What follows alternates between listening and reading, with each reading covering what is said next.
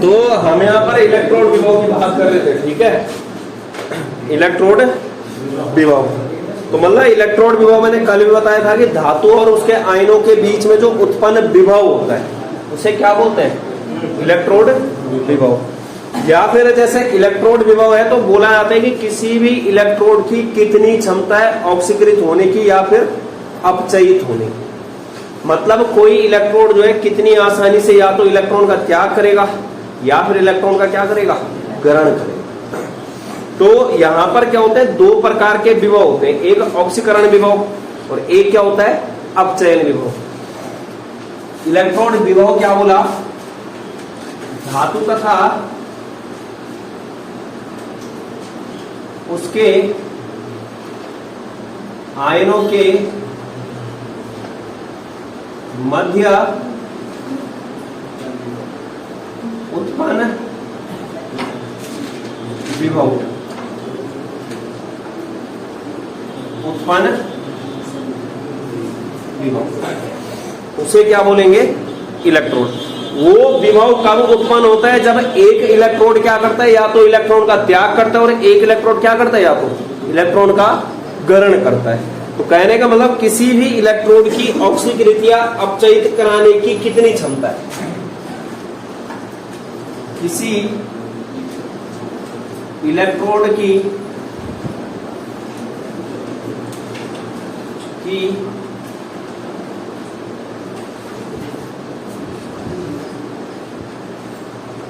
ऑक्सीकरण या फिर अपचयन कराने की कैपेसिटी, क्षमता। एक होता है ऑक्सीकरण विभव, क्या होता है,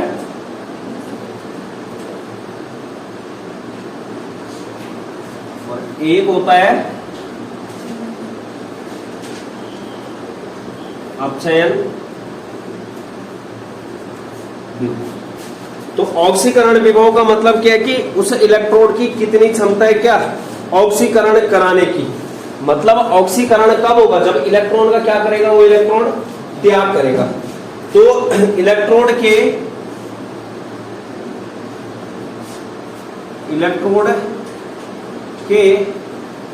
इलेक्ट्रॉन त्यागने के कारण विभव, त्यागने के कारण विभव को क्या बोलेंगे, ऑक्सीकरण विभव। और अपचयन विभव का मतलब क्या है कि उस इलेक्ट्रोड की कितनी क्षमता है क्या, अपचयन कराने की। अपचयन कब होगा, जब इलेक्ट्रॉन का क्या होगा, ग्रहण। तो इलेक्ट्रोड के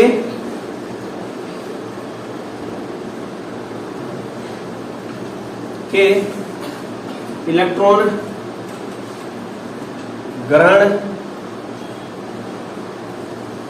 करने के कारण क्या, ठीक है। जैसे मेरे पास धातु है, इसमें क्या होगा, मेटल सॉलिड क्या करेगा, इलेक्ट्रॉन का त्याग करेगा। जैसे n इलेक्ट्रॉन का त्याग किया तो कितना प्लस आएगा, n प्लस। तो ये क्या हो गया यहाँ पर, त्याग। जैसे मैं जिंक का उदाहरण लेता हूं, जिंक सॉलिड क्या करता है, कितने इलेक्ट्रॉन का त्याग करता है, 2, और किसमें चला जाता है, एक्वस स्टेट में, जिंक 2 प्लस में। ऐसे ही जो है यहां पर जैसे कोई Mn प्लस है और वो क्या करेगा, n इलेक्ट्रॉन को एक्सेप्ट करेगा और किसमें चला जाएगा, M सॉलिड में। जैसे Cu2 प्लस 2 इलेक्ट्रॉन को ग्रहण करेगा तो पहले एक्वस में रहेगा, कहां चला जाएगा, Cu सॉलिड, Cu सॉलिड।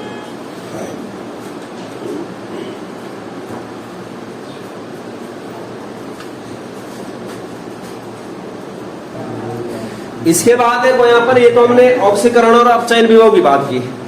इसके बाद अगर मैं जैसे सवाल पूछूं कि जैसे जिसका अपचयन विभव होता है ज्यादा, तो वो क्या बनेगा, कैथोड बनेगा कि एनोड बनेगा, कैथोड। क्या बोला, जिसका अपचयन विभव क्या होता है, ज्यादा होता है। इसका मतलब उसकी इलेक्ट्रॉन ग्रहण करने की क्षमता क्या है, ज्यादा। और जो इलेक्ट्रॉन ग्रहण करेगा वो क्या करेगा, किस चीज का काम करेगा, कैथोड। तो लिख लेना, जिस इलेक्ट्रोड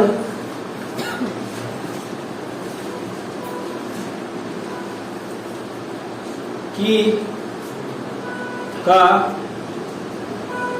अपचयन विभव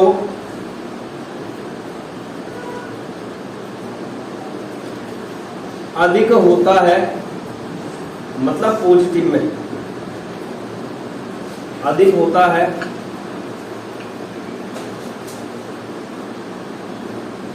उसके इलेक्ट्रॉन ग्रहण करने की क्षमता भी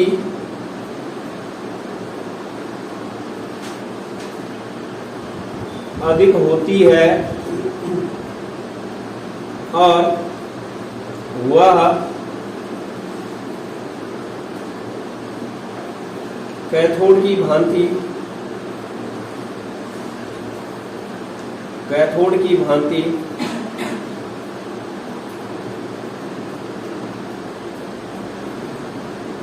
कार्य करता है। तो इसका उल्टा भी सत्य है। इसका उल्टा क्या होगा कि जिससे इलेक्ट्रॉन का अपचयन विभव क्या होगा, कम, मतलब माइनस में होगा। जिस इलेक्ट्रोड का अपचयन विभव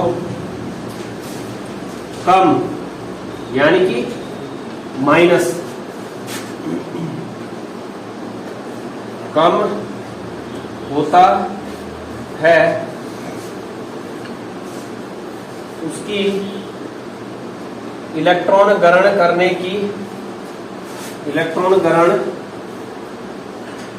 की क्षमता भी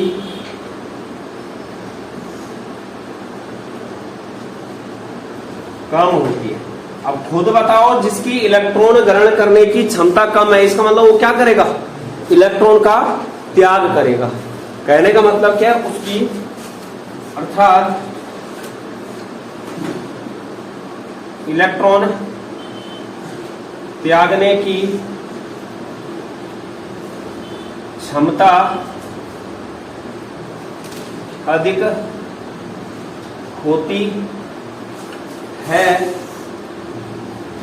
और एनोड का कार्य करता है।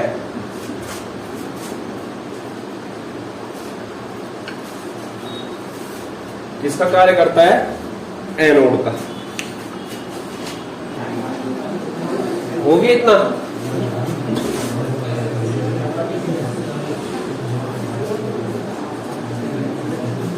इसके बाद देखो, यहां पर जो इलेक्ट्रोड विभव का अध्ययन किया जाता है वो अपचयन विभव के रूप में किया जाता है। ठीक है, किस रूप में किया जाता है, इलेक्ट्रोड विभव का अध्ययन अपचयन विभव के रूप में। इलेक्ट्रोड विभव को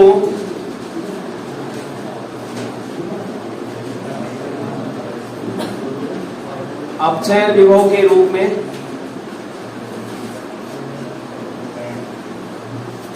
अध्ययन किया जाता है।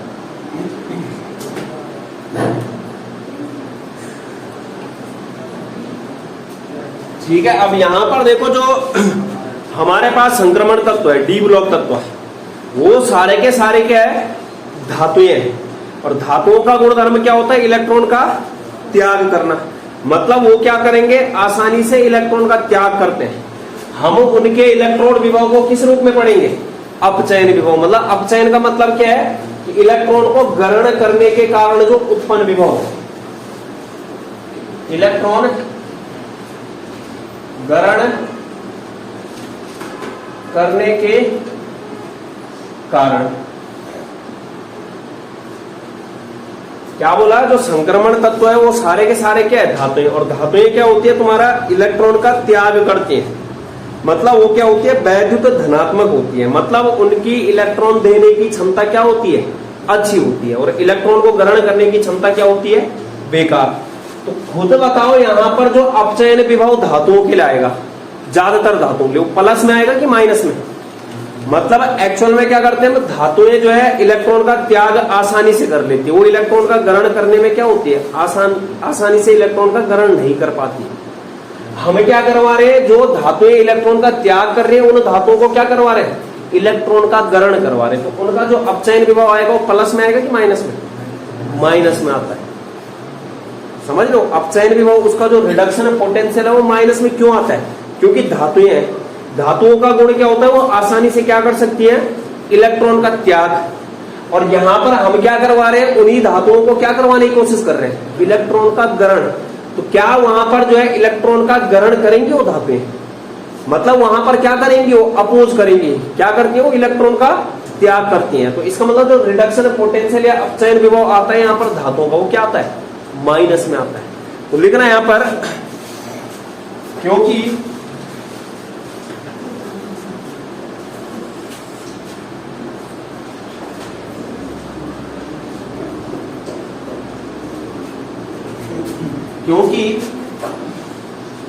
संक्रमण तत्व धातुएं हैं और धातुएं वैद्युत धनात्मक होती है। धातुएं क्या होती है, वैद्युत धनात्मक, यानी कि धातुओं के पास क्या होती है, इलेक्ट्रॉन देने की क्षमता अच्छी होती है। अर्थात धातुएं इलेक्ट्रॉन का त्याग आसानी से कर लेती है, जबकि धातुओं की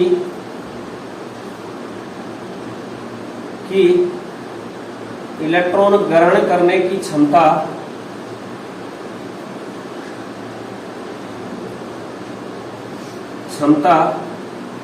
बेकार होती है।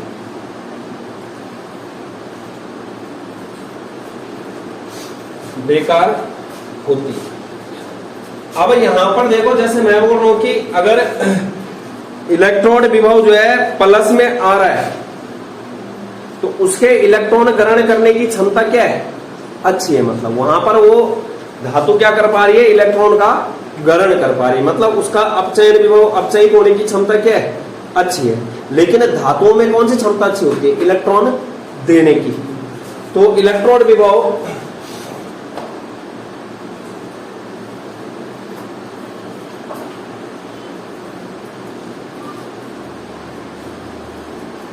जितना प्लस में आता जाता है उस इलेक्ट्रोड की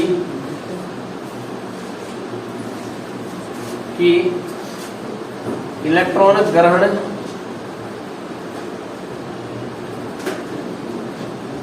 करने की क्षमता, अर्थात अपचयित होने की क्षमता उतनी ही अच्छी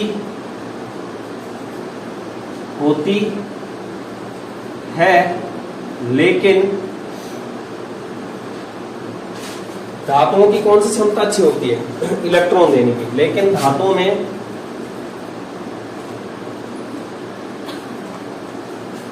इलेक्ट्रॉन देने की क्षमता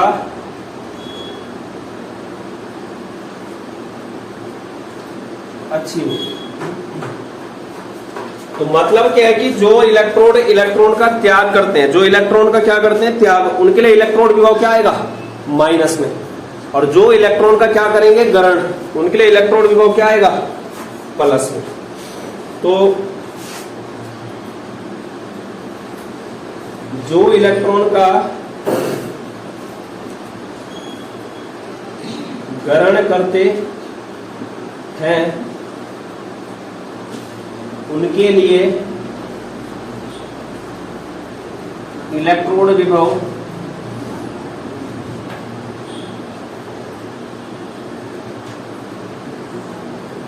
पॉजिटिव, और जो इलेक्ट्रॉन का क्या करते हैं त्याग, उनके लिए अपचयन विभव क्या आ जाएगा नेगेटिव। अपचयन विभव किस में आ जाएगा नेगेटिव में। तो यहां पर क्या बोला कि यहां पर अगर इलेक्ट्रॉन विभव प्लस में आता है तो इसका मतलब वहां पर क्या होगा, वो इलेक्ट्रॉन ग्रहण करने की क्षमता अधिक रखता है, मतलब वो किसकी तरह काम करेगा कैथोड। ठीक है, अब यहां पर देखो जो हमारी संक्रमण धातुएं हैं, धातुओं का गुणधर्म क्या होता है इलेक्ट्रॉन का त्याग करना, जबकि हम यहाँ पर किस रूप में जो है इलेक्ट्रोड विभव को पढ़ रहे हैं इलेक्ट्रॉन को ग्रहण करने के रूप में। हम मतलब एक्चुअल में धातुएं क्या चाहती है कि हम इलेक्ट्रॉन का त्याग करें, लेकिन हम उन धातुओं को क्या करवा रहे हैं इलेक्ट्रॉन का ग्रहण। उनके लिए जो अपचयन विभव आएगा वो किस में आएगा फिर माइनस में। तो इतना कर दिया नोट। इसके बाद लिखना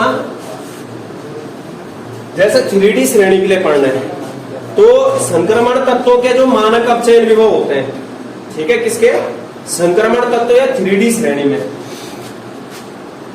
संक्रमण तत्व, और कौन से वाले की बात कर रहा हूं मैं 3D श्रेणी। संक्रमण तत्व 3D श्रेणी में क्या होता है, जो इलेक्ट्रोड विभव होता है किस में होता है वो माइनस में होता है, सिर्फ और सिर्फ किसको छोड़ के कॉपर को। कॉपर का क्या होता है प्लस में होता है, कितना 0.34 वोल्ट। बाकी सबके जो इलेक्ट्रोड विभव होते हैं वो किस में होते हैं माइनस में। संक्रमण तत्व 3D श्रेणी में सभी के इलेक्ट्रोड विभव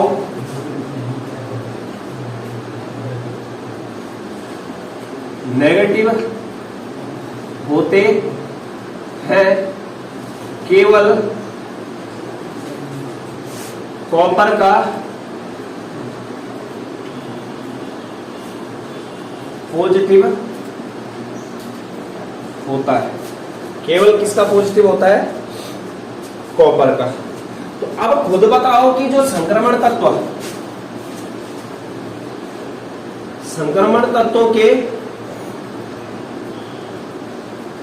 के इलेक्ट्रोड विभव किस में आ रहे हैं माइनस में,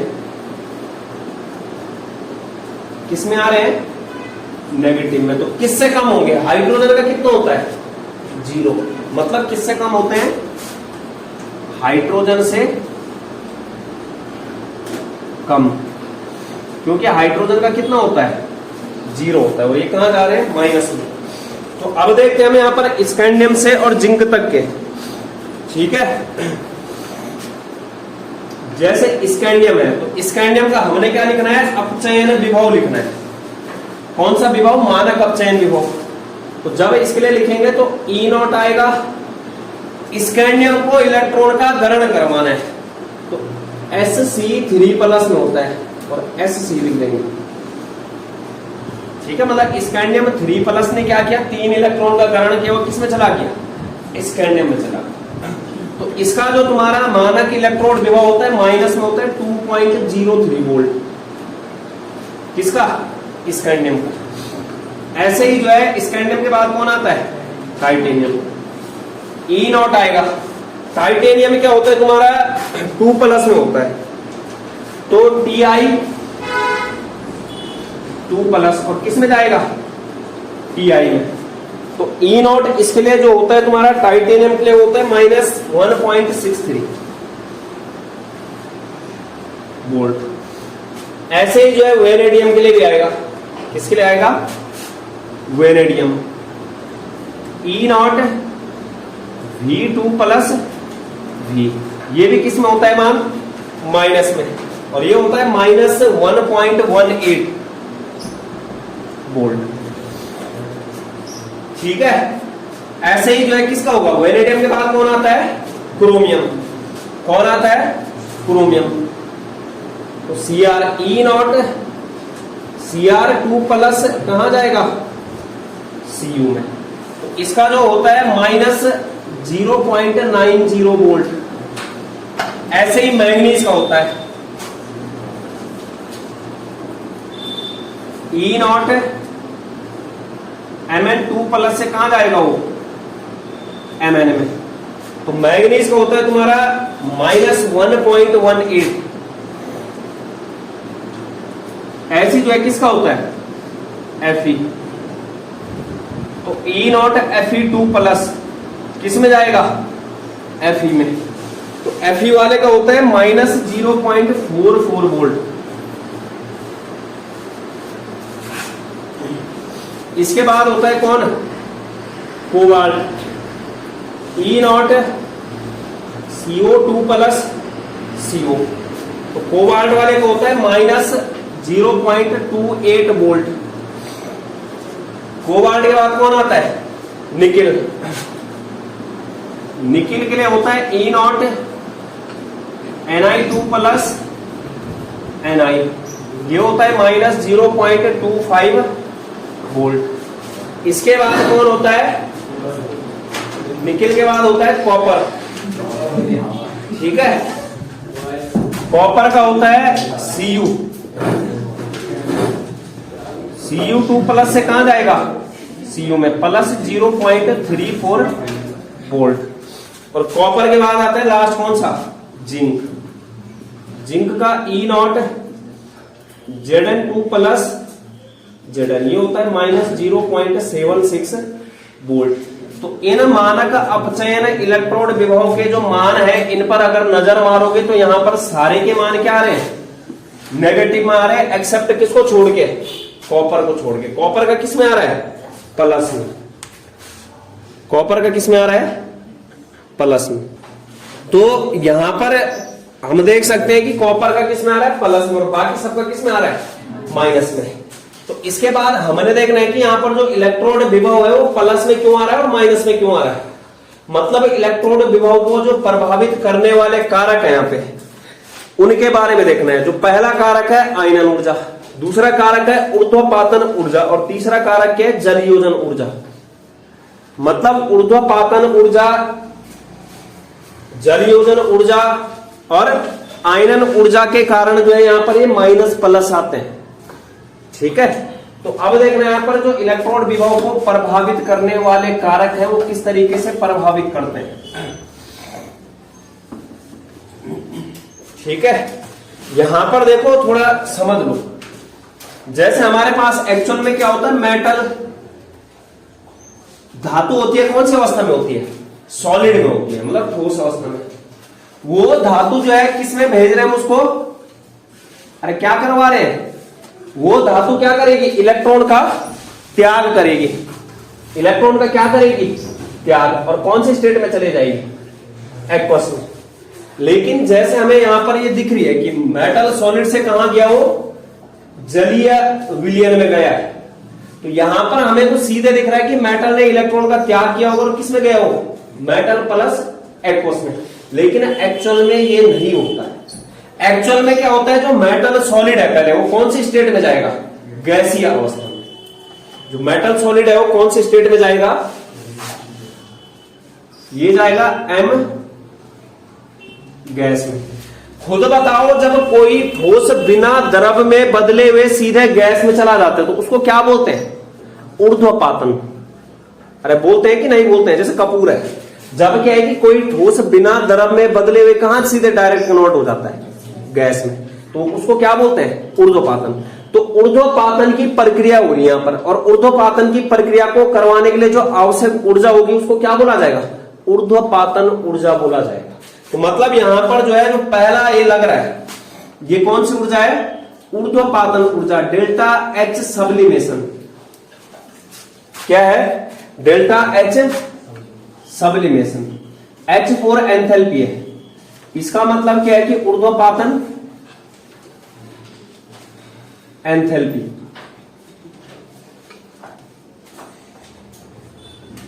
ऊर्ध्वपातन एंथैल्पी। जैसे ही हमने जो है उसको मेटल गैस में भेजा, अब जैसे ही ये गैसीय अवस्था में चला गया, कौन? धातु। उस गैसीय अवस्था वाली धातु से क्या करोगे तुम? इलेक्ट्रॉन को बाहर निकालोगे। इस मेटल गैस से क्या निकालोगे? इलेक्ट्रॉन बाहर, माइनस क्या कर दोगे? एक इलेक्ट्रॉन। तो विलगित गैसीय परमाणु के बाह्यतम कोश से एक इलेक्ट्रॉन को बाहर निकालने के लिए जो आवश्यक ऊर्जा होती है उसको क्या बोलते हैं? आयनन एंथैल्पी बोलते हैं। अरे जब गैसीय अवस्था के किसी परमाणु से क्या निकालते हैं हम? एक इलेक्ट्रॉन को बाहर निकालते हैं, तो उसमें कौन सी ऊर्जा लगती है? आयनन एंथैल्पी, मतलब धनायन बनाने के लिए जो ऊर्जा चाहिए होती है। तो यहां पर कौन सी ऊर्जा आ जाएगी? IE, ionization enthalpy. और ये किस में चला जाएगा? M plus gas. किस में चला जाएगा? M प्लस गैस में। दूसरी कौन सी ऊर्जा आ रही है? आई, जिसको क्या बोल रहे हैं? आयनन एंथैल्पी। आयनन एंथैल्पी। अब यहां से जो तुम्हारा M प्लस मतलब आयनन एंथैल्पी देने के बाद जब जो है मेटल गैसीय अवस्था ने क्या कर दिया? इलेक्ट्रॉन का त्याग कर दिया। तो उसके बाद यहां पर इसको किस में मिलाया जाता है? जल में। तो जल में मिलाने के फलस्वरूप जो वहां पर ऊर्जा में परिवर्तन होता है उसको क्या बोला जाता है? जल योजन ऊर्जा। यहां पर कौन सी एनर्जी लगेगी? Delta H, hydration. Hydration enthalpy बोलते हैं। कौन सी एंथैल्पी बोला जाता है? हाइड्रेशन। तो डेल्टा एच, HYD, ये होता है क्या? जल योजन ऊर्जा या एंथैल्पी। तो कहने का मतलब हमें क्या दिख रहा है? डायरेक्ट ऐसे दिख रहा है कि मेटल सॉलिड से कहां चला गया? मेटल प्लस एक्वस में। लेकिन एक्चुअल में क्या हो? वहां पर कौन कौन सी ऊर्जा लगी? ऊर्ध्वपातन ऊर्जा, आयनन ऊर्जा और जल योजन ऊर्जा। तो इन सब ऊर्जाओं के बाद क्या गया? तुम्हारा जो मेटल है वो किस में गया? जलीय विलयन में, एक्वस में गया। इसको बोला जाता है बॉर्न हावर चक्र। क्या बोला जाता है? बॉर्न हावर चक्र। बॉर्न हावर साइकिल। तो मतलब जो इलेक्ट्रोड विभव है वो किन किन कारकों पर निर्भर कर रहा है? आयनन ऊर्जा, ऊर्ध्वपातन एंथैल्पी और हाइड्रेशन एंथैल्पी, जल योजन एंथैल्पी पे। ठीक है, जो इलेक्ट्रोड विभव किस किस पर, किन किन कारकों पर निर्भर कर रहा है? ये जो तीन कारक लिखे हैं यहां पर, इन कारकों पर कौन निर्भर कर रहा है? इलेक्ट्रोड विभव। ठीक है, ये डेल्टा एच सब्लिमेशन है। ऊर्ध्वपातन एंथैल्पी ऊपर कट रहा है, तो ये कारक आगे।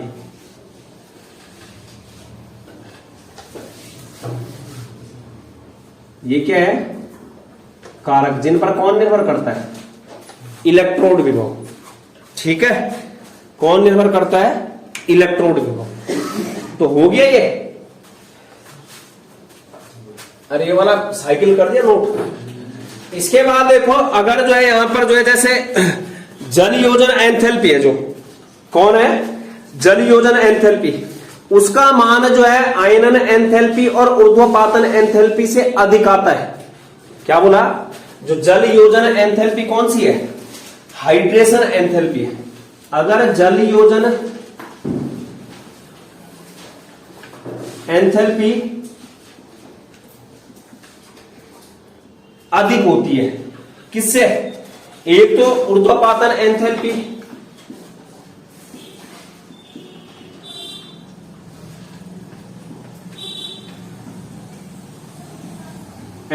प्लस उसके साथ कौन?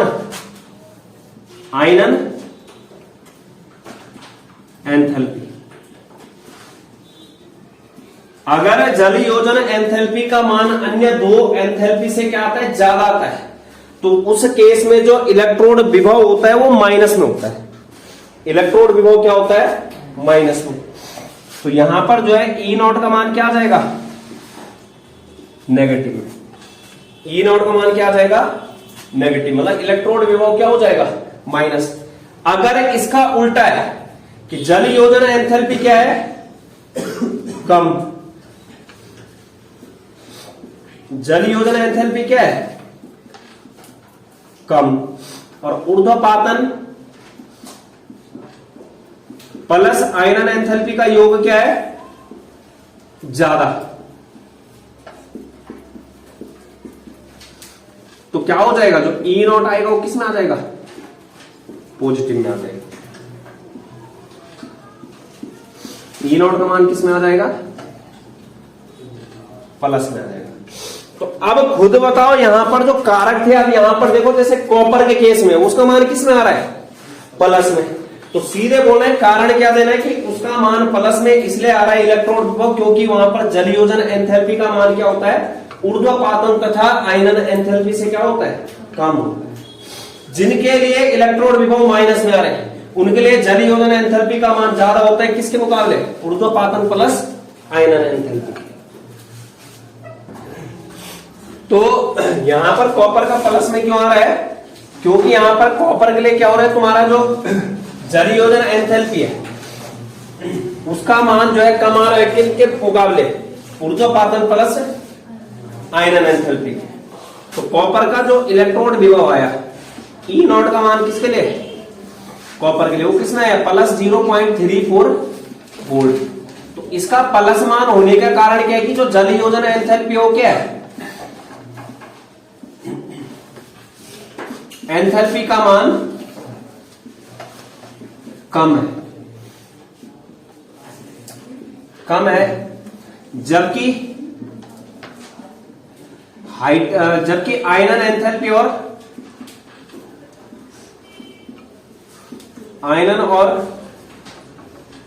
ऊर्ध्वपातन एंथैल्पी का मान क्या है,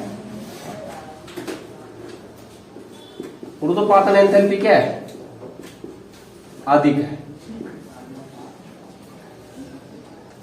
ऊर्ध्वपातन एंथैल्पी अधिक है। दूसरी चीज अगर नोट करोगे कि मैंगनीज हो गया, निकिल हो गया और जिंक हो गया, कौन कौन सा हो गया, मैंगनीज हो गया, निकिल हो गया और जिंक। मैंगनीज और निकिल और जिंक के जो तुम्हारे इलेक्ट्रोड विभव बहुत ज्यादा नेगेटिव होते जा रहे हैं। यहां देखो स्कैंडियम का कितना है, -2.03। उसके बाद क्या हो, ये प्लस की ओर आ रहा है, मतलब मान क्या हो रहा है, बढ़ रहा है। जो माइनस में छोटा मान होता है वो क्या होता है, ज्यादा होता है। अरे -2.03 बढ़ा है कि -1.63 है, 1.63 बढ़ा है। उसके बाद क्या हुआ, इसका मान थोड़ा और ज्यादा बढ़ा। इसके बाद देखो इसका मान क्या हुआ, थोड़ा और बढ़ा, मतलब 0 पॉइंट क्या हो गया, 9। इसके बाद देखो यहां पर ये मान क्या हो गया, कम हो गया, माइनस की ओर चला गया। और तो मतलब मैंगनीज का मान क्या हो रहा है, नेगेटिव की ओर। उसके बाद जैसे निकिल में देखो, यहां पर देखो क्या हुआ, -0.28 वोल्ट था, और इसके बाद क्या हो गया, बहुत कम बढ़ है यहां पर।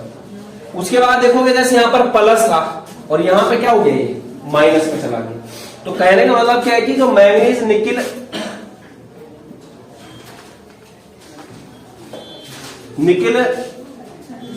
के इलेक्ट्रोड विभव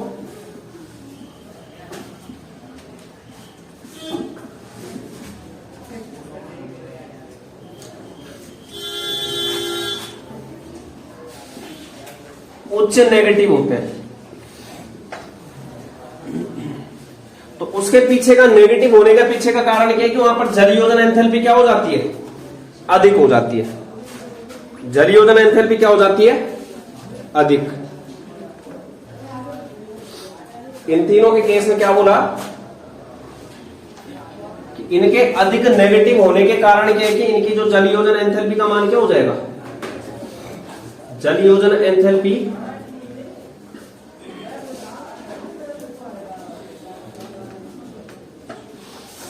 अधिक।